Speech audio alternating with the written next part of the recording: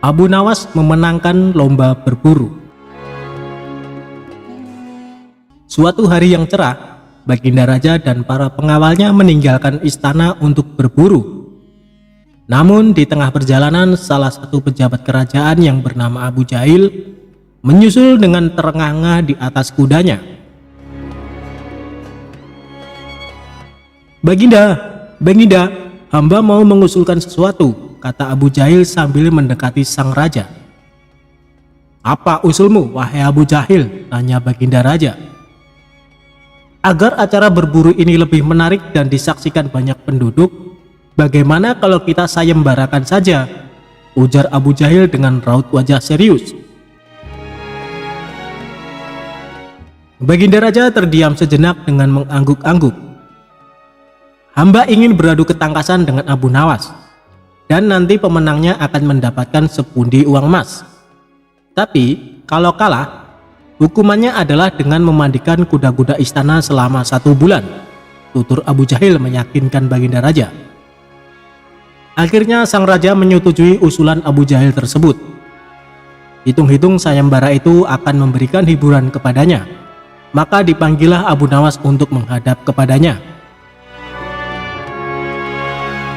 Abu Nawas pun segera menghadap Baginda Raja. Ia diberi petunjuk panjang lebar oleh Baginda Raja.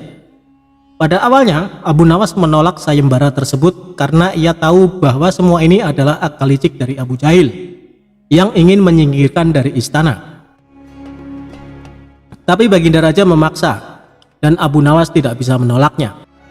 Abu Nawas berpikir sejenak. Ia tahu kalau Abu Jahil sekarang diangkat menjadi pejabat istana. Ia pasti mengerahkan semua anak buahnya untuk menyumbang seekor binatang buruannya di hutan nanti. Namun karena kecerdikannya, Abu Nawas tersenyum riang. Abu Jahil yang melihat perubahan raut muka Abu Nawas menjadi penasaran dibuatnya. Mana mungkin Abu Nawas bisa mengalahkan dirinya kali ini, pikir Abu Jahil dalam hati.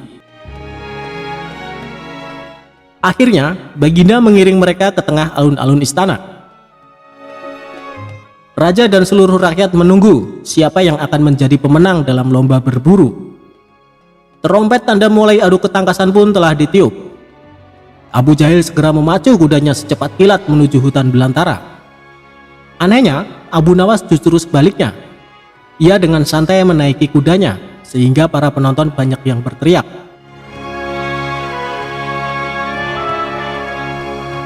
Singkat cerita, menjelang sore hari, tampaklah kuda Abu Jahil memasuki pintu gerbang istana. Ia pun mendapat sambutan meriah dan tepuk tangan dari rakyat yang menyaksikannya.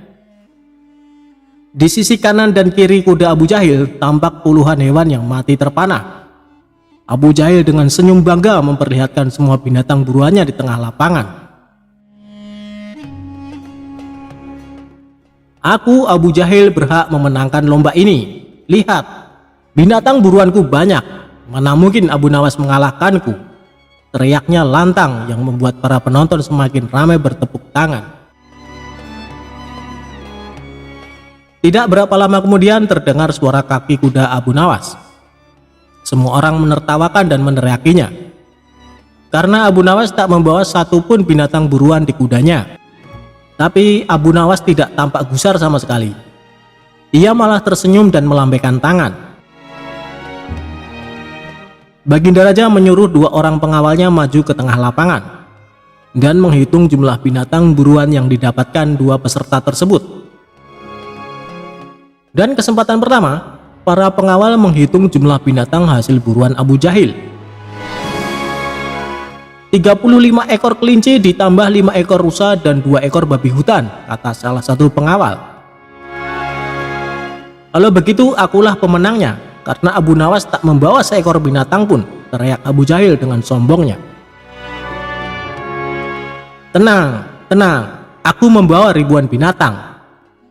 Jelaslah aku pemenangnya, dan engkau wahai Abu Jahil, silahkan memandikan kuda-kuda istana menurut aturan lomba. Semua binatang boleh ditangkap, yang penting jumlahnya, kata Abu Nawas sambil membuka bambu kuning yang telah diisi dengan ribuan semut merah. Jumlahnya sangat banyak Baginda, mungkin ribuan.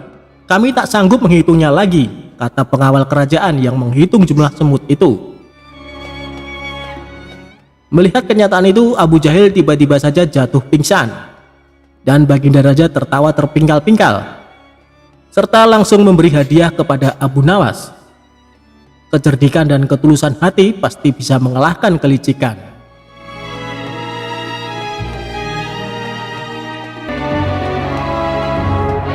Ketika Abu Nawas membagi 5 butir telur kepada 3 orang dengan adil,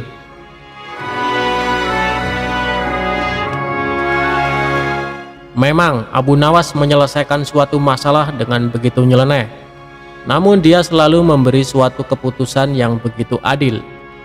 Kecerdasan serta kecerdikan Abu Nawas tersebut tersebar di seluruh penjuru negeri. Nama Abu Nawas sampai ke istana hingga telinga Baginda Raja.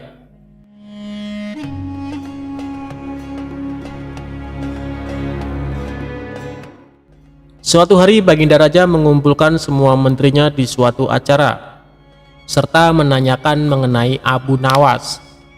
"Adakah di antara kalian yang paham dengan Abu Nawas?" tanya Raja mengawali pembicaraan. Mendengar pertanyaan Baginda Raja, seketika itu pula seluruh menteri yang hadir berdiri sambil menundukkan kepala, bertanda bahwa mereka juga mendengar nama Abu Nawas. "Apakah kalian tahu di mana Abu Nawas tinggal?" tanya Raja lagi. Kemudian salah satu menteri maju dan mengungkapkan bahwa dirinya tahu di mana Abu Nawas tinggal. "Hamba tahu tempat tinggal Abu Nawas, wahai Paduka yang mulia," kata menteri tersebut. Saat itu juga rasa penasaran Raja ingin mengetahui sosok Abu Nawas kian besar. Dia kemudian memerintahkan pengawal mempersiapkan kuda menuju rumah Abu Nawas. Rombongan Raja berangkat dan membuat heboh para tetangga di sekitar rumah Abu Nawas. Sementara Abu Nawas sendiri masih terlihat santai di dalam rumahnya dengan handuk masih melilit karena mau mandi.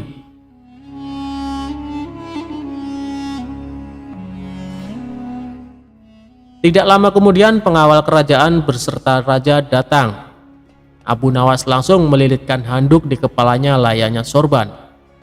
Melihat penampilan Abu Nawas yang nyeleneh, membuat Raja tidak bisa menahan tawa. "Siapa kamu?" tanya Raja kepada Abu Nawas. Kemudian salah satu pengawal kerajaan berbisik kepada Raja bahwa orang itulah yang bernama Abu Nawas. Namun Abu Nawas justru menjawab pertanyaan Raja dengan nyeleneh. "Saya ini adalah Dewa Bumi, Paduka yang mulia." Mendapat jawaban itu, Raja tidak mau kalah cerdik. Kemudian meladeni dengan pertanyaan nyeleneh juga kepada Abu Nawas. "Jika kamu memang Dewa Bumi, tolong besarkan bentuk mata para pengawalku yang sipit ini," pinta Raja. Abu Nawas yang cerdik juga tidak mau kalah. Dia kemudian langsung memberi jawaban yang membuat Raja kagum. "Ampun Baginda Raja, untuk membesarkan bentuk mata prajurit Baginda itu adalah tugas Dewa Langit.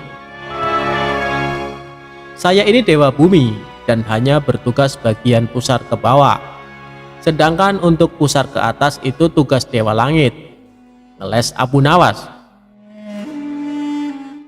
Raja pun tertawa dengan jawaban itu dan mengundang Abu Nawas datang ke istananya. Begitu tiba di istana, Abu Nawas diajak masuk ke ruangan Raja yang di situ hanya ada mereka berdua. Tidak lama kemudian datang istri Raja atau permaisuri membawa 5 butir telur. Saat itu juga terlintas di pikiran Raja untuk memberikan pertanyaan sulit kepada Abu Nawas. "Hai Abu Nawas, tolong bagi 5 butir telur ini kepada 3 orang. Kamu, saya, dan permaisuri saya. Secara adil, tapi tanpa dipecah," tantang Raja. Tentu saja perintah itu membuat Abu Nawas harus berpikir keras. Namun karena dia sangat cerdas, perintah itu pun langsung dijalankan oleh Abu Nawas. 1 telur untuk Baginda, karena Baginda Raja sudah memiliki 2 telur. Kemudian 1 telur untuk hamba, karena hamba juga sudah punya 2 telur. Terakhir untuk permaisuri 3 telur, karena beliau sama sekali tidak mempunyai telur, kata Abu Nawas. Sejenak Baginda Raja terdiam. Ia masih bingung dengan maksud Abu Nawas. Tidak lama kemudian Raja menyadari maksud ucapan Abu Nawas. Dia pun langsung tertawa terbahak-bahak bersama sang permaisuri.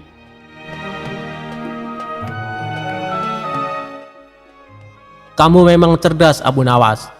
Ini ada hadiah untukmu, karena telah berhasil membuat kami terhibur, ujar Raja. Sejak saat itu Abu Nawas selalu diundang Raja untuk menemaninya sekaligus memberikan pertanyaan sulit kepada Abu Nawas.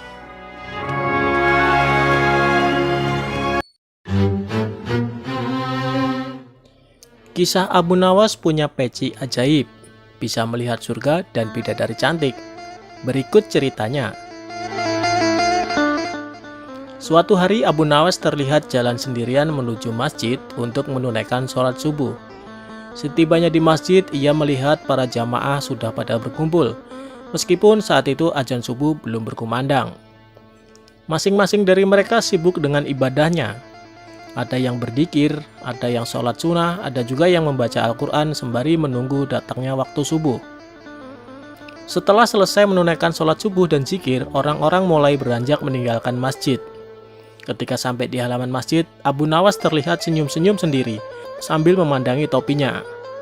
Tentu saja tingkah ini membuat para jamaah penasaran. Hei Abu Nawas, memangnya apa yang kamu lihat di dalam topimu? Sampai-sampai terlihat sangat bahagia, tanya salah satu jamaah. Aku melihat surga dan para bidadari di dalam topiku, jawab Abu Nawas dengan ekspresi yang meyakinkan. Mendengar jawaban itu, para jamaah berbondong-bondong menghampiri Abu Nawas. Dikarenakan sangat penasaran, salah satu dari mereka berkata, "Sini, coba aku lihat." "Tapi aku tidak yakin kamu bisa melihat seperti apa yang aku lihat," ujar Abu Nawas sambil mencegahnya. "Memangnya kenapa, Abu Nawas?" jawab jamaah dengan serempak. Dikarenakan mereka sama-sama makin penasaran, Abu Nawas dengan mimik wajah serius menjelaskannya. Sebab hanya orang-orang beriman dan soleh saja yang bisa melihat surga dan bidadari di dalam topiku ini, ujarnya. "Sini, coba aku lihat," ucap salah satu jamaah. Abu Nawas pun mempersilahkan dengan memberikan topinya. Orang tersebut segera melihat ke dalam topi, lalu sejenak menatap ke arah Abu Nawas. Ia kemudian menengok ke orang-orang di sekelilingnya. "Benar juga, aku melihat surga dan bidadari. Luar biasa sekali," ucap orang itu berbohong. Dikarenakan takut dikatakan orang tidak soleh dan kurang beriman, jamaah lainnya pun ikut penasaran juga. "Benarkah? Coba, aku ingin melihatnya," ucap jamaah lainnya. Setelah melihat ke dalam topi Abu Nawas, ia terbelalak lantaran tidak melihat apa-apa. Namun, lagi-lagi karena gengsi, takut dikatakan orang tidak soleh dan tidak beriman, dia pun terpaksa berbohong. "Iya benar, aku melihat bidadari yang cantik jelita satu persatu," ujar jamaah lainnya. Akhirnya semua jamaah mencobanya dan jawabannya pun sama karena gengsi, takut dibilang bukan orang soleh dan kurang beriman. Sampai tibalah giliran terakhir seorang jamaah yang dikenal pendiam.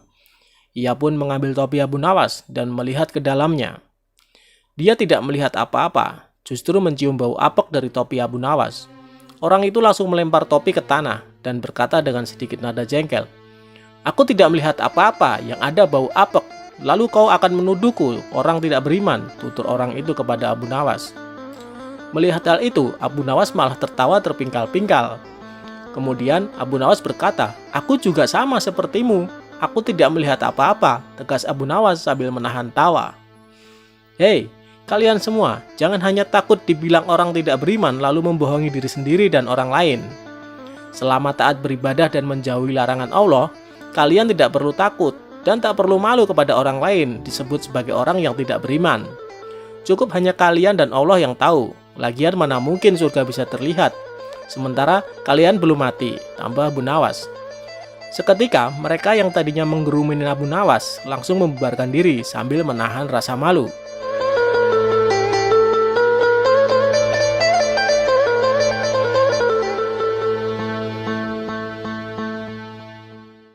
Saat Abu Nawas sholat tidak perlu rukuk dan sujud.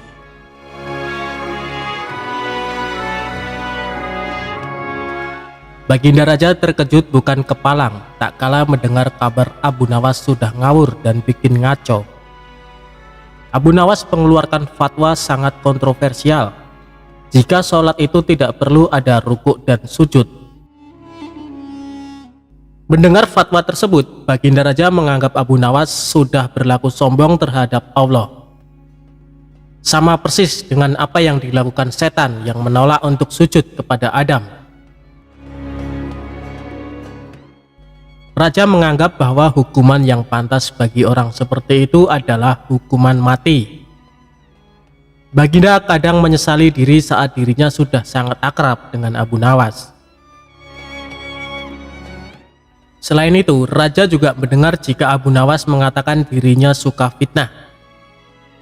Abu Nawas layak dipancung karena melanggar syariat Islam dan menyebar fitnah, begitu usul para pembantu. Baginda Raja pun terpancing. Untung ada seorang pembantunya yang memberi saran kepada Raja untuk melakukan tabayun atau konfirmasi kepada Abu Nawas. Baginda Raja pun akhirnya memanggil Abu Nawas ke istana. "Benarkah Abu Nawas, kamu berfatwa dalam sholat tidak perlu rukuk dan sujud?" tanya Baginda Raja dengan ketus. "Benar saudaraku," jawab Abu Nawas enteng dan tenang. Khalifah kembali bertanya dengan nada suara yang lebih tinggi. "Benarkah kamu berkata kepada masyarakat bahwa aku Baginda Raja adalah seorang khalifah yang suka fitnah?" "Benar saudaraku," jawab Abu Nawas tanpa merasa bersalah sedikit pun. Khalifah berteriak dengan suara menggelegar, "Kamu memang pantas dihukum mati karena melanggar syariah Islam dan menebarkan fitnah tentang khalifah." "Saudaraku," jawab Abu Nawas sembari tersenyum, "memang hamba tidak menolak bahwa hamba telah mengeluarkan dua pendapat tadi. Tapi sepertinya kabar yang sampai pada Baginda tidak lengkap. Kata-kata hamba dipelintir seolah-olah hamba berkata salah," jelas Abu Nawas. "Apa maksudmu? Jangan membela diri, kau telah mengaku dan mengatakan kabar itu benar adanya," ucap Baginda Raja. Singkat cerita, Abu Nawas pun digeret menghadap Raja. Kini ia menjadi pesakitan. Abu Nawas beranjak dari duduknya dan menjelaskan dengan tenang, "Saudaraku, saya memang berkata rukuk dan sujud tidak perlu dalam sholat. Tapi dalam sholat apa? Waktu itu saya menjelaskan tata cara sholat jenazah yang memang tidak perlu rukuk dan sujud." Baginda Raja pun mengangguk-angguk membenarkan. "Bagaimana soal aku yang suka fitnah?" tanya Raja. Abu Nawas menjawab dengan senyum, "Kalau itu saya sedang menjelaskan tafsir ayat 28 surat Al-Anfal yang berbunyi, 'Ketahuilah bahwa kekayaan dan anak-anakmu hanyalah ujian bagimu.'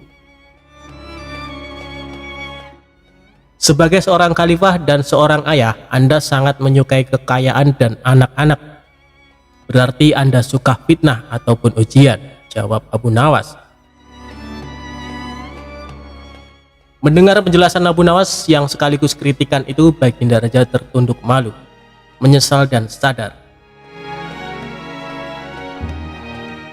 Rupanya kedekatan Abu Nawas dengan Baginda Raja menyulut iri dan dengki di antara pembantu-pembantunya. Pembantu-pembantu khalifah yang hasut ingin memisahkan hubungan akrab dengan memutarbalikkan berita.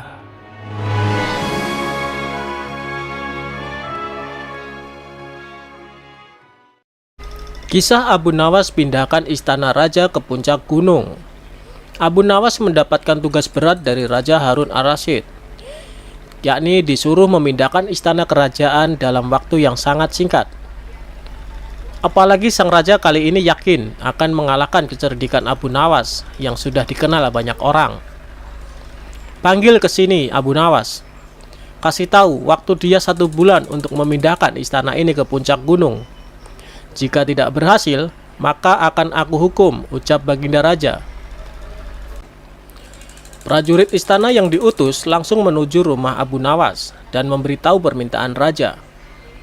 Tidak perlu menunggu 1 bulan. Hari ini juga istana Baginda Raja akan aku pindahkan, jawab Abu Nawas dengan enteng. Sontak para prajurit kebingungan, bagaimana caranya? Abu Nawas lantas berjalan beriringan dengan prajurit menuju istana Baginda Raja. Singkat cerita, Abu Nawas pun sampai di istana. Apakah semua penghuni sudah siap untuk pemindahan ini, Baginda? Tanya Abu Nawas. Wahai Abu Nawas, kamu bilang kalau bisa dimulai sekarang, kenapa harus menunggu 1 bulan lagi? Jawab Baginda Raja. Abu Nawas menganggukkan kepala. Raja sedikit curiga. Abu Nawas lantas duduk dengan posisi seperti atlet pelari sambil berkata keras. Ayo, siapa yang kuat mengangkat istana ini ke pundakku? Maka akan aku pindahkan ke puncak gunung sekarang juga. Baginda Raja bersama seluruh pembesar istananya hanya melongo dan saling pandang melihat tingkah Abu Nawas. Raja Harun al-Rasyid terdiam lantas tertawa dengan keras. Orang-orang kebingungan. Ternyata kali ini kau tetap bisa lolos dari lubang jarum, wahai Abu Nawas, ungkap Raja. Tentu saja, siapapun tidak bisa memindahkan gunung. Analogi Abu Nawas yang meminta semua orang mengangkat istana ke punggungnya justru membuat sang raja akhirnya memberikan dia emas. Kisah Abu Nawas menjual rajanya untuk dijadikan budak. Suatu hari Abu Nawas sangat kebingungan, bahkan ia hampir putus asa. Sudah 2 hari dapur tidak mengepul asap karena tidak ada lagi barang yang bisa ia jual. Satu-satunya jalan yang bisa dia ambil adalah menjual manusia untuk dijadikan budak. Sebenarnya jika Abu Nawas mau, dia bisa saja menjual teman-temannya. Namun ia tidak tega karena teman-temannya bukan orang kaya, melainkan orang miskin seperti dirinya. Jalan satu-satunya yang bisa dilakukan Abu Nawas adalah menjual manusia. Akhirnya Abu Nawas memutuskan sesuatu yang tidak biasa. Ia akan tetap menjual manusia untuk dijadikan budak oleh si pembelinya. Bukan menjual temannya, melainkan rajanya Harun al-Rasyid. Menurut Abu Nawas, hanya Baginda Raja yang pantas untuk dijual. Bukankah selama ini Baginda Raja selalu mempermainkan dirinya dan menyengsarakan pikirannya? Maka sudah sepantasnya bagi Abu Nawas untuk menyusahkan Baginda Raja.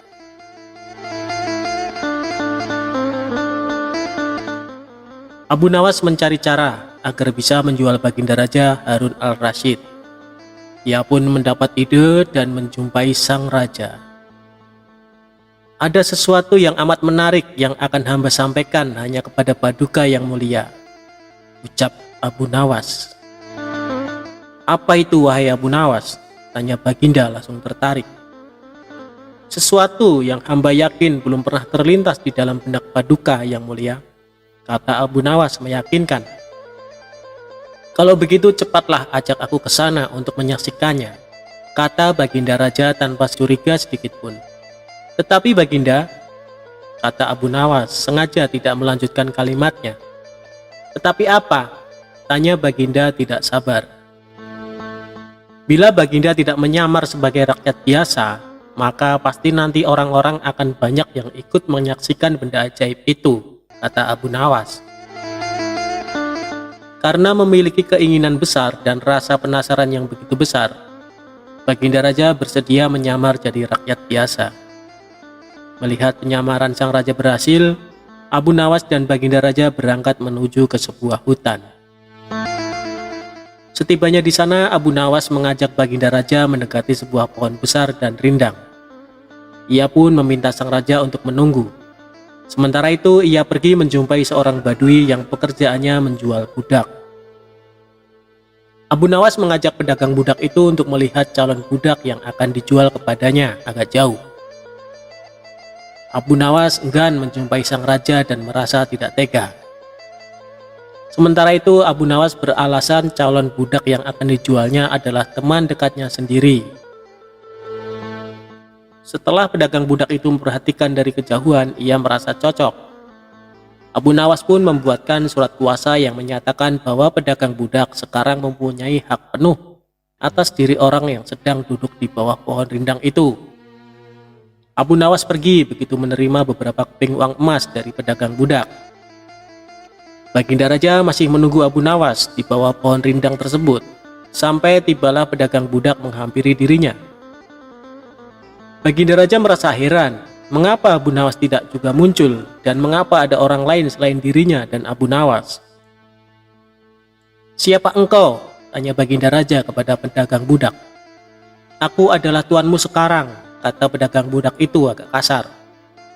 Tentu saja pedagang budak itu tidak mengenali Baginda Raja Harun al-Rasyid dalam pakaian yang amat sederhana. "Apa maksud perkataanmu tadi?" tanya Baginda Raja dengan wajah merah padam. "Abu Nawas telah menjual engkau kepadaku dan inilah surat kuasa yang baru dibuatnya," kata pedagang budak dengan kasar. "Abu Nawas menjual diriku kepadamu?" kata Baginda makin murka. "Ya," bentak pedagang budak. "Tahukah engkau siapa aku ini sebenarnya?" tanya Baginda geram. "Tidak, dan itu tidak perlu," kata pedagang budak seenaknya. Lalu ia menyeret budak barunya ke belakang rumah. Sultan Harun al-Rasyid diberi parang dan diperintahkan untuk membelah kayu. Baginda Raja merasa heran dengan semua yang diperintahkan.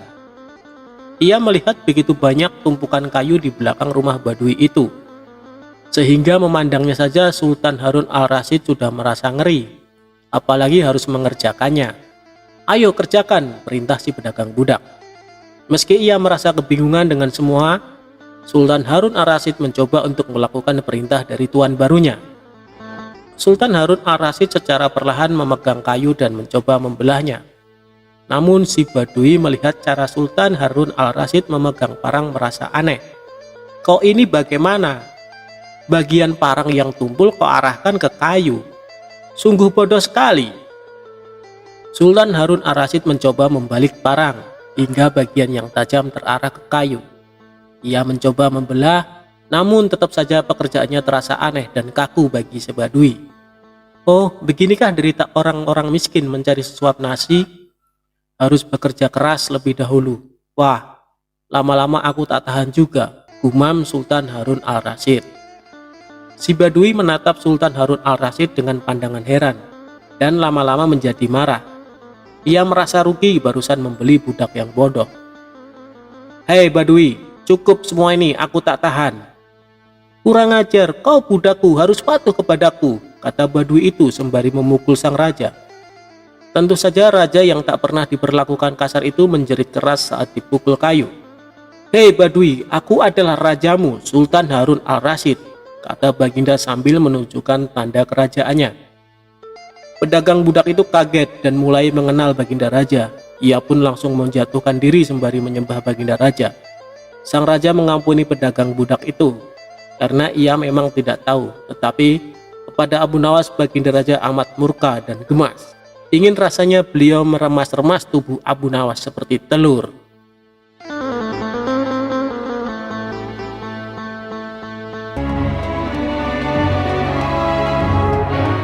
Kisah Abu Nawas dikabarkan mati.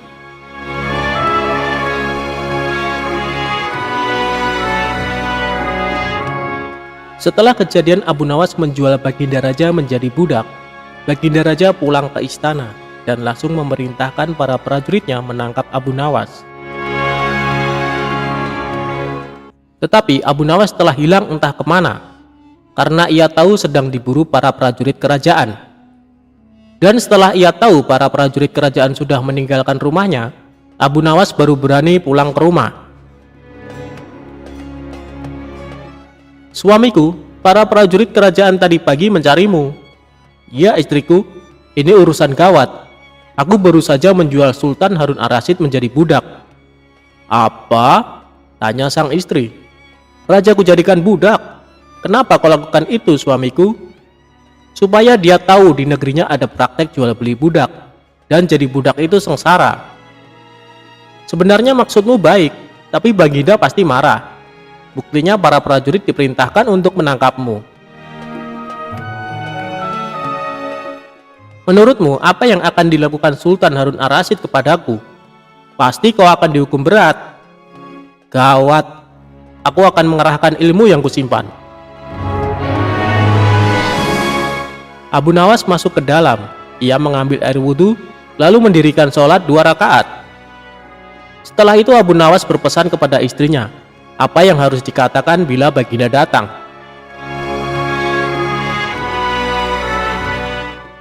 Tidak berapa lama kemudian tetangga Abu Nawas geger, karena istri Abu Nawas menjerit-jerit. Ada apa ini? Tanya tetangga Abu Nawas sambil tergopoh-gopoh. Suamiku mati. Hah? Abu Nawas mati? Iya. Kini kabar kematian Abu Nawas tersebar ke seluruh pelosok negeri. Baginda yang mendengar kabar tersebut pun terkejut. Kemarahan dan kegeraman beliau agak susut, mengingat Abu Nawas adalah orang yang paling pintar, menyenangkan dan menghibur baginda raja. Baginda raja beserta beberapa pegawai dan seorang tabib istana segera menuju rumah Abu Nawas. Tabib segera memeriksa Abu Nawas. Sesaat kemudian ia memberi laporan kepada baginda bahwa Abu Nawas memang telah mati beberapa jam yang lalu. Setelah melihat sendiri tubuh Abu Nawas terbujur kaku tak berdaya, baginda raja merasa terharu dan meneteskan air mata. Beliau bertanya kepada istri Abu Nawas, adakah pesan terakhir Abu Nawas untukku? Ada paduka yang mulia, kata istri Abu Nawas sambil menangis. Katakanlah, kata baginda raja. Suami hamba Abu Nawas memohon sudilah kiranya baginda raja mengampuni semua kesalahannya, dunia akhirat, di depan rakyat, kata istri Abu Nawas terbata-bata. Baiklah kalau itu permintaan Abu Nawas, kata baginda raja menyanggupi. Jenazah Abu Nawas diusung di atas keranda, kemudian baginda raja mengumpulkan rakyat di tanah lapang. Beliau berkata, wahai rakyatku, dengarkanlah bahwa hari ini aku, Sultan Harun al-Rasyid, telah memaafkan segala kesalahan Abu Nawas yang telah diperbuat terhadap diriku dari dunia hingga akhirat, dan kalianlah sebagai saksinya. Tiba-tiba dari dalam keranda yang terbungkus kain hijau terdengar suara keras, syukur. Seketika pengusung jenazah ketakutan, apalagi melihat Abu Nawas bangkit berdiri seperti mayat hidup. Seketika rakyat yang berkumpul lari tunggang langgang, bertubrukan, dan banyak yang jatuh terkilir. Abu Nawas sendiri segera berjalan ke hadapan baginda. Pakaiannya yang putih-putih bikin baginda gemeter juga. Kau sebenarnya mayat hidup atau memang kau hidup lagi? Tanya baginda dengan gemetar. Hamba masih hidup, tuanku. Hamba mengucapkan terima kasih yang tak terhingga atas pengampunan tuanku. Jadi kau masih hidup? Iya baginda. Segar bugar. Buktinya, ini hamba merasa lapar dan ingin segera pulang. Kurang ajar. Ilmu apa yang kau pakai Abu Nawas? Ilmu dari Maha Guru Sufi, guru hamba yang sudah meninggal dunia. Ajarkan ilmu itu kepadaku. Tidak mungkin baginda. Hanya guru hamba yang mampu melakukannya. Hamba tidak bisa mengajarkannya sendiri. Dasar pelit, baginda menggerutu kecewa.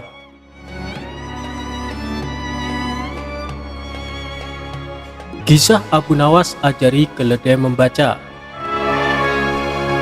Pada suatu hari, seorang menteri tiba-tiba punya niat jelek kepada Abu Nawas. Menteri tersebut iri pada perhatian raja yang dianggap berlebihan kepada Abu Nawas. Tak ada angin dan tak ada hujan, menteri tersebut tiba-tiba memberikan seekor keledai pada Abu Nawas. Ajari keledai itu membaca. Dalam 2 minggu datanglah kembali kemari. Kita lihat akhirnya, ujar sang menteri pada Abu Nawas. Tanpa mikir panjang dan melontarkan pertanyaan, Abu Nawas menerima keledai pemberian menteri. Padahal dalam hatinya Abu Nawas merasa cemas. Apakah dia bisa menuruti kemauan sang menteri atau tidak? Ia juga penasaran dengan maksud tujuan si menteri yang tiba-tiba memberikan keledai. Apakah ini satu di antara tipu dayanya buat menghancurkan nama baikku? Tanya Abu Nawas dalam hati. Meski merasa cemas, Abu Nawas tetap berusaha tenang. 2 minggu kemudian, Abu Nawas kembali ke istana dan bertemu dengan menteri. Tanpa banyak bicara, sang menteri kemudian mengajak Abu Nawas menghadap Baginda Raja. "Baginda, saya akan perlihatkan siapa sesungguhnya diriku ini," kata menteri tersebut. "Hei menteri, ada apa dengan dirimu?" tanya Baginda Raja dengan suara tinggi. "Tenang Baginda, hari ini Baginda akan tahu kecerdasan akalku." Sesungguhnya mengungguli kecerdasan Abu Nawas, ucap menteri itu dengan angkuh. Mendengar pernyataan menteri tersebut, Abu Nawas merasa heran dan penasaran dengan maksud omongan sang menteri. Apa yang akan dibuat oleh menteri ini, gumam Abu Nawas dalam hati. "Baiklah, bila satu di antara kalian menang, maka ia memiliki hak memperoleh 1 kantung dinar ini. Namun untuk yang kalah akan dihukum 3 bulan di penjara," tutur Baginda Raja. Tak bisa mengelak, Abu Nawas terpaksa menyanggupi permainan yang ia anggap aneh ini. Belum selesai Abu Nawas menerka-nerka maksud permainan ini, tiba-tiba menteri itu menunjuk pada satu buku besar. "Coba, tunjukkan bila keledai itu dapat membaca." "Tidakkah engkau cerdas dalam semua hal?" pinta menteri pada Abu Nawas. Tanpa berpikir lama, Abu Nawas lalu mengiring keledainya ke buku itu. Sampul pun dibuka. Kemudian si keledai memandang buku itu. Selang beberapa saat, keledai mulai membalik halaman demi halaman dengan lidahnya. Keledai itu harus membalik lembar demi lembar hingga halaman paling terakhir buku itu. Setelah tak ada lagi lembaran yang harus dibuka, keledai tersebut memandang Abu Nawas. "Demikian keledaiku dapat membaca," kata Abu Nawas. Mendengar kata-kata Abu Nawas, sang menteri kembali angkat bicara. "Bagaimana caramu mengajari dia membaca?" tanya sang menteri mulai merasa panik. "Sesampainya di rumah, saya siapkan lembaran-lembaran besar serupa buku, serta saya sisipkan biji-biji gandum di dalamnya," jawab Abu Nawas. Keledai itu harus belajar membalik halaman agar bisa memakan biji-biji gandum itu, hingga ia terlatih benar untuk bisa membalik halaman buku, lanjut Abu Nawas. "Namun, bukankah dia tak tahu apa yang dibacanya?" bantah sang menteri. "Memang demikian cara keledai membaca. Dia cuma membalik-balik halaman tanpa tahu isinya," jawab Abu Nawas dengan enteng. "Bila kita membuka-buka buku tanpa tahu isinya, kita disebut setolol keledai, bukan?" kata Abu Nawas lagi. Jawaban cerdik Abu Nawas tersebut mendapat anggukan setuju dari Baginda Raja. Raja tahu, sepintar-pintarnya hewan, tak ada yang bisa sesempurna manusia. Hanya manusia bodoh saja yang tidak mau memakai akalnya buat berpikir. Mendengar penjelasan Abu Nawas, sang menteri tersebut merasa kesal. Raja akhirnya memberikan hadiah berupa sekantung dinar kepada Abu Nawas. Sedangkan menteri masuk penjara sesuai perjanjian yang sudah disepakati.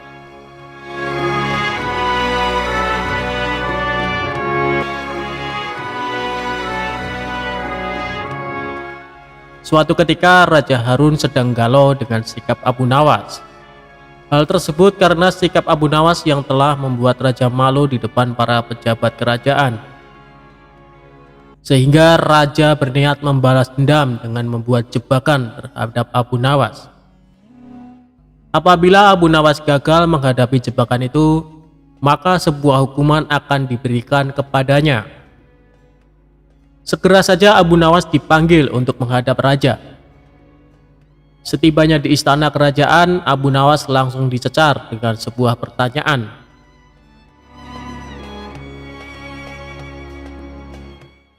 "Wahai Abu Nawas, di depan mejaku itu ada daging ayam panggang yang lezat. Tolong segera ambilkan," pinta Baginda Raja. Mendengar perintah sang raja membuat Abu Nawas tampak kebingungan. Karena baru kali ini ia disuruh mengambil makanan raja.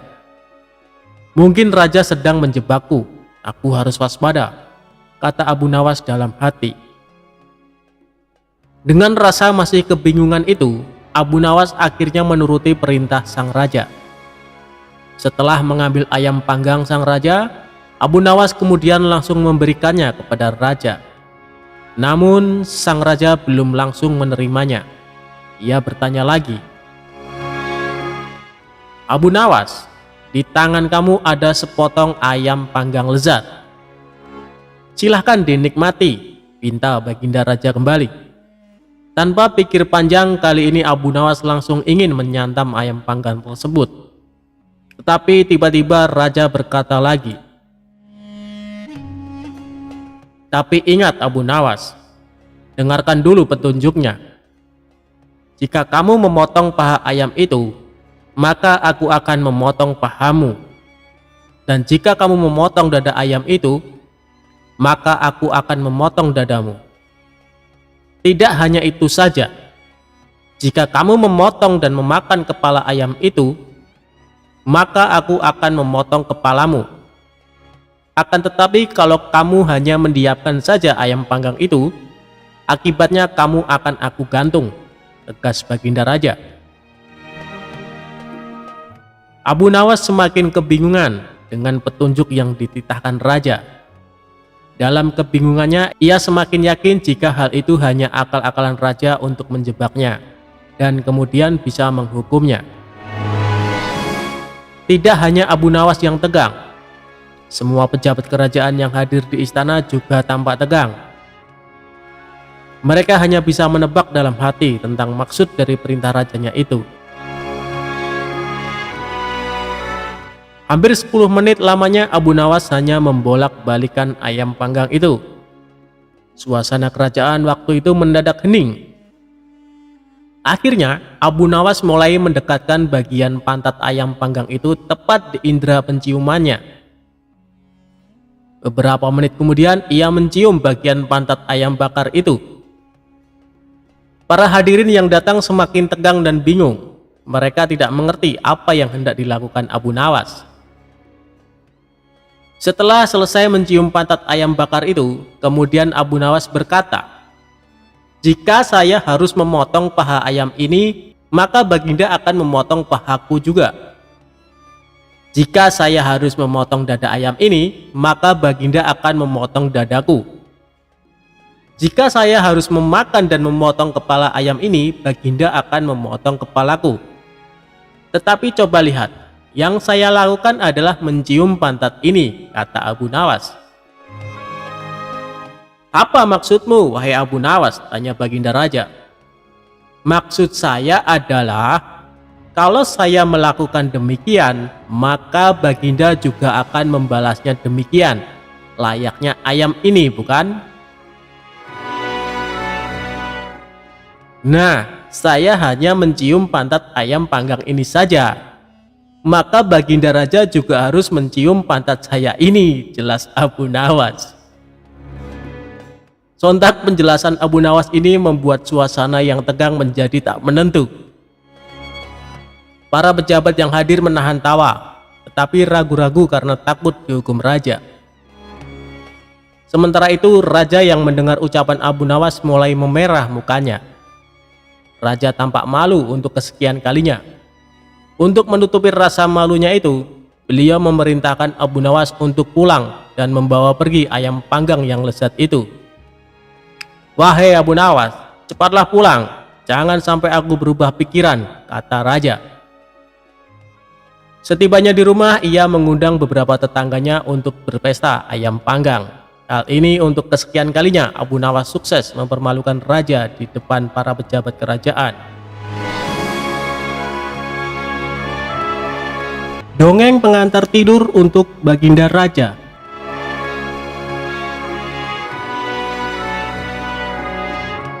Pada suatu malam, Baginda Raja tidak bisa tidur. Meski sudah mencoba memejamkan mata, namun hasilnya tetap nihil dan ia tidak bisa tidur. Hingga pertengahan malam, akhirnya Baginda Raja memanggil salah seorang pengawal istana. "Umumkan kepada seluruh rakyat kerajaan, barang siapa yang bisa membuat raja tertidur, maka akan diberikan 10 karung koin emas," kata raja. Penjaga istana bergegas memberi isyarat kepada bawahannya agar bergerak cepat. Sehabis sholat isya sampai waktu menunjukkan pada separuh malam, hujan gerimis belum juga berhenti. Tak lama berselang datanglah dua orang peserta yang kebetulan pada malam itu tidak bisa tidur. Mendengar penjelasan dari pengawal istana, keduanya berminat mengikuti sayembara. Peserta pertama masuk ke dalam bilik kamar pribadi raja, serta menata posisi duduknya. Ia mulai dengan sebuah cerita. Dahulu kala ada pemuda durhaka bernama Sa'labah. Kelakuan kurang ajarnya mengiris hati orang tuanya sampai menjelang wafat ia sakaratul maut. Hingga berbulan-bulan doa Rasulullah pun tidak dikabulkan kecuali setelah dimaafkan dan diridhoi oleh kedua orang tuanya. Sampai cerita habis, Baginda Raja malah semakin sulit menguap lantaran menyimak alur cerita yang menyayat hati tersebut. Karena dianggap gagal, peserta pertama dipersilahkan pulang ke rumah. Saat bersamaan, peserta kedua memasuki ruangan. Peserta kedua lalu duduk bersila di kursi yang sudah disediakan pengawal istana. Dengan percaya diri ia mulai mendongeng. Begitu cantik jelitanya Ratu Balqis membuat siapapun kepincut termasuk para jin. Namun sayang di balik kesempurnaan parasnya, Nabi Sulaiman alaihissalam mendengar tuduh bahwa terdapat kutil kecil di betis sebelah kirinya. Penasaran dengan betis mulus Ratu Balqis yang digosipkan ada kutilnya, Raja Harun al-Rasyid semakin sulit tidur. Dan untuk yang kedua kalinya peserta dipersilahkan kembali ke rumah. Pusing tujuh keliling yang dialami para pengawal istana karena raja mereka tak kunjung bisa tidur. Di puncak kekesalan raja itulah Abu Nawas datang. Ia memberi hormat sambil menata posisi tempat duduknya. Setelah dipersilahkan, Abu Nawas mulai berkisah. Baginda, dulu ada seekor raja semut yang kurang kerjaan. Masuk ke kuping sebelah kanan seorang yang sedang tidur. Lalu keluar lagi, masuk lagi. Keluar lagi, kemudian masuk ke kuping kiri. Keluar lagi, masuk lagi, keluar lagi. Abu Nawas mengulang cerita tersebut sampai beberapa menit kemudian. Agak kesal mendengar kisah yang dituturkan oleh Abu Nawas monoton dan tidak menarik, justru membuat raja menguap dua kali. Kemudian raja memiringkan tubuhnya membelakangi Abu Nawas.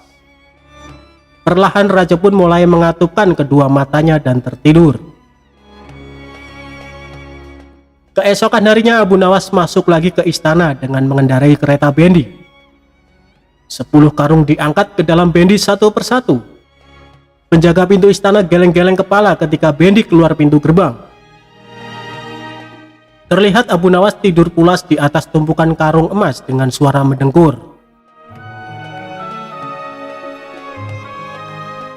Itulah kisah tentang Abu Nawas. Dari cerita ini kita bisa tahu bahwa Abu Nawas memang orang yang sangat luar biasa akalnya.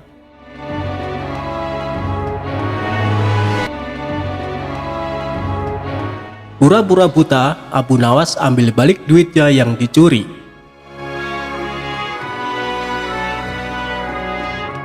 Abu Nawas suatu hari bersama temannya membahas suatu masalah yang mengatakan bahwa orang buta atau tunanetra tidak berdosa karena pintu masuknya dosa tertutup baginya.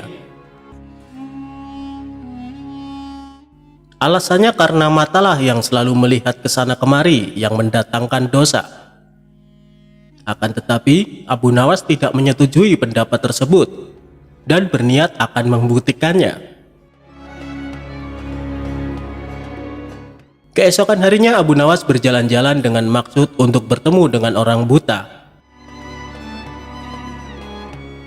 Ia ingin membuktikan pendapatnya bahwa orang buta pun dapat pula berbuat dosa. Abu Nawas juga menyiapkan pundi-pundi dan mengisinya dengan uang ringgit. Tidak beberapa lama berjalan, ia benar-benar menemukan seorang tunanetra. Abu Nawas memperhatikan gerak-gerik orang buta itu yang sedang berjalan dengan tongkatnya.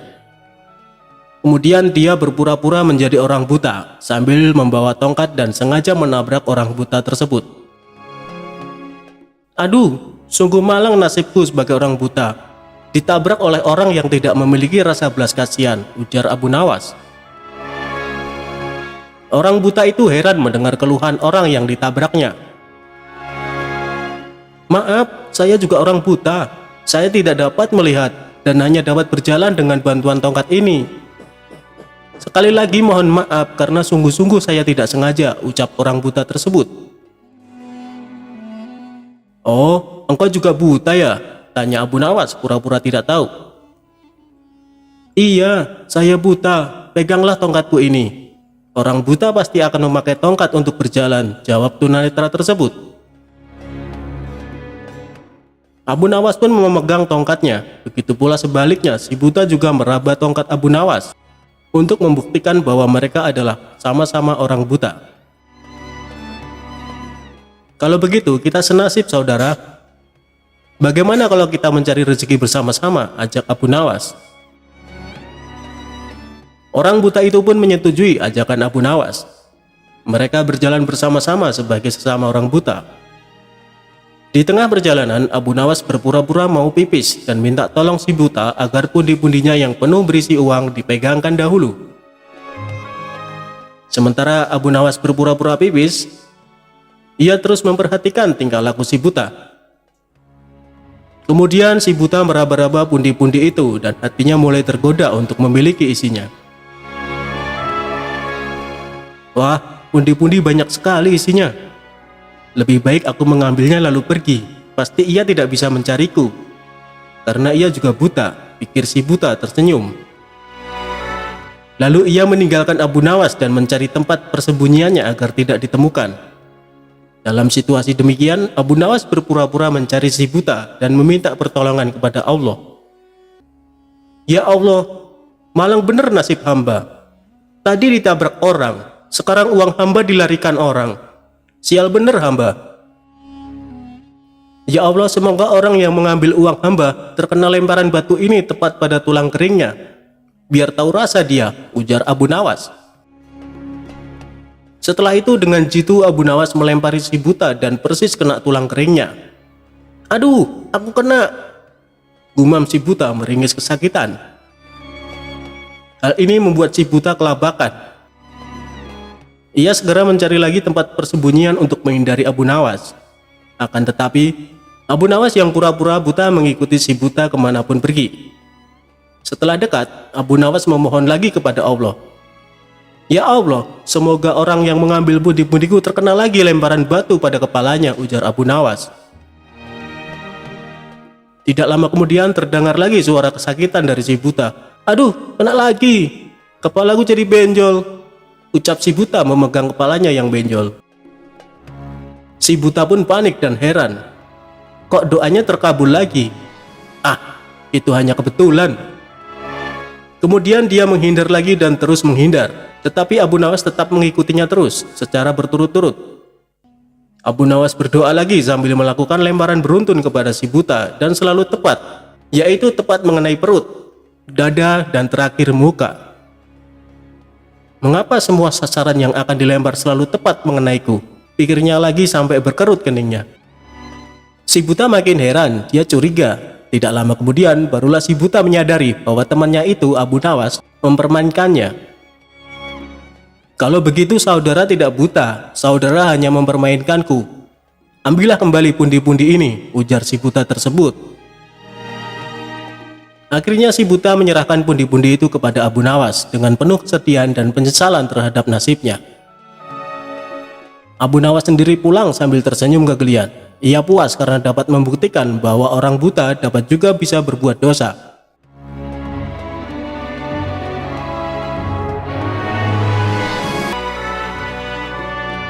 Abu Nawas mencari neraka malah dapat pujian dari raja. Saat itu di waktu siang hari, tiba-tiba Abu Nawas keluar dari rumah dengan membawa lampu di tangannya sambil digoyang-goyangkan. Melihat kelakuan Abu Nawas, para penduduk sedikit terkejut dan mengatakan bahwa Abu Nawas mulai gila. Bahkan ada yang memberikan komentar bahwa Baginda Raja pasti malu memiliki staf ahli yang gila seperti Abu Nawas. Namun komentar dari para penduduk sama sekali tidak dipedulikan oleh Abu Nawas. Keesokan harinya Abu Nawas kembali melakukan hal yang sama. Dia keluar rumah bahkan lebih pagi dari kemarin serta membawa lampu sambil goyang-goyangkan. Di hari tersebut para penduduk masih menganggap Abu Nawas waras. Sehingga ditanyalah Abu Nawas oleh penduduk perihal perilakunya selama 2 hari ini. "Sedang apa kau, wahai Abu Nawas?" tanya para penduduk. "Aku sedang mencari neraka," jawab Abu Nawas singkat. Jawaban Abu Nawas membuat para penduduk langsung berpikir bahwa Abu Nawas sudah gila. Keesokan harinya, di hari ketiga, Abu Nawas tetap melakukan hal yang sama dan membuat para penduduk marah. Di sini ada undang-undang yang berisi melarang orang gila berkeliaran, sehingga ditangkaplah Abu Nawas dan dibawa ke istana. Saat sampai di istana, Baginda Raja merasa malu atas kelakuan staf ahlinya. "Abu Nawas, apa yang kau lakukan dengan lampu minyak itu di siang hari?" tanya Raja dengan nada marah. "Hamba mencari neraka, Paduka yang mulia," jawab Abu Nawas dengan ringan. Mendengar jawaban Abu Nawas, Baginda Raja marah dan mengatakan bahwa Abu Nawas sudah gila. Namun Abu Nawas malah mengatakan sebaliknya, bahwa yang gila adalah orang-orang tersebut, bukan dirinya.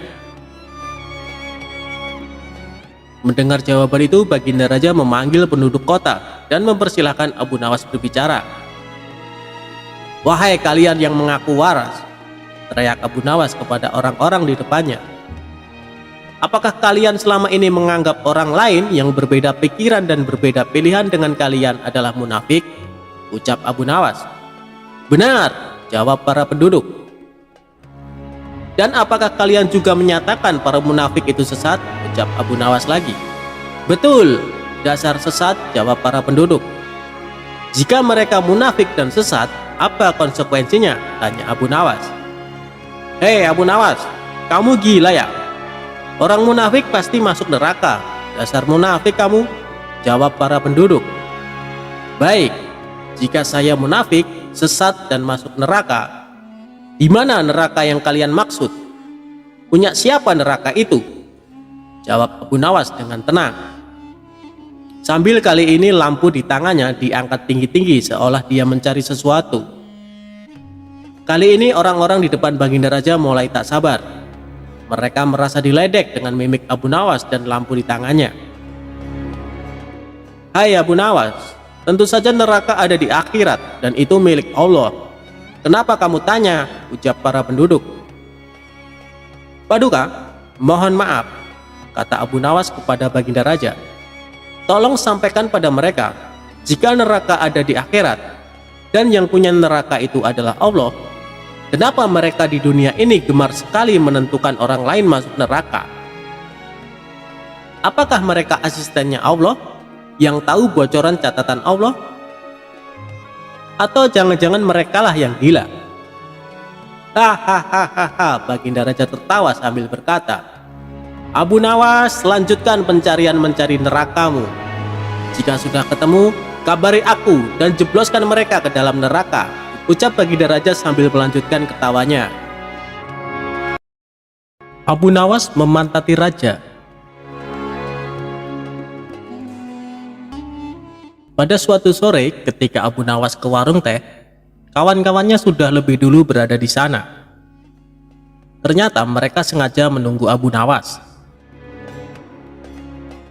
"Nah, ini dia Abu Nawas datang," kata salah satu seorang dari mereka. "Ada apa?" kata Abu Nawas sambil memesan secangkir teh hangat. "Kami tahu engkau selalu bisa melepaskan diri dari perangkap-perangkap raja. Tetapi kami yakin kali ini engkau pasti dihukum Baginda Raja bila engkau melakukannya."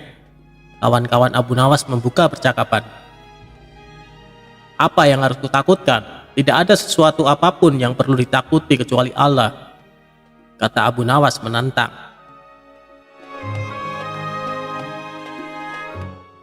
Selama ini belum pernah ada seorang pun di negeri ini yang berani memantati Baginda Raja. "Bukankah begitu, hai Abu Nawas?" tanya kawan Abu Nawas. "Tentu saja tidak ada yang berani melakukan hal itu, karena itu pelecehan yang amat berat. Siapa saja yang melakukan pasti akan dipancung, kata Abu Nawas memberitahu. Itulah yang ingin kami ketahui darimu. Beranikah engkau melakukannya? Tanya temannya yang lain.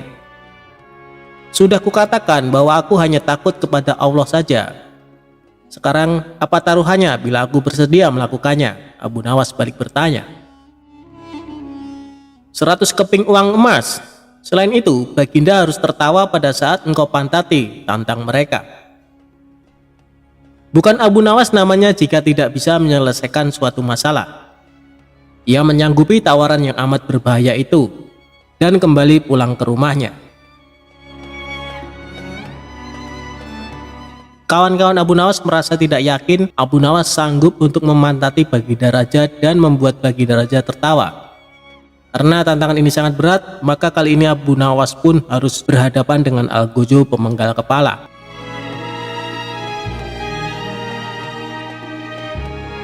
Minggu depannya, Baginda Raja mengadakan jamuan kenegaraan. Para menteri, pegawai istana, dan orang-orang dekat Baginda diundang, termasuk juga Abu Nawas.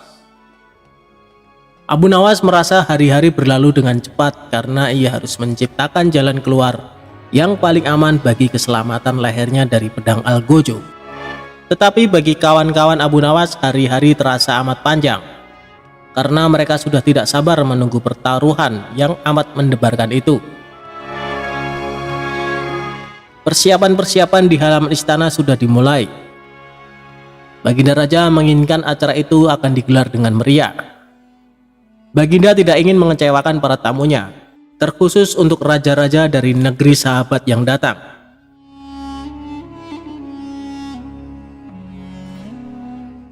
Akhirnya hari yang dijanjikan telah tiba. Semua tamu sudah datang kecuali Abu Nawas.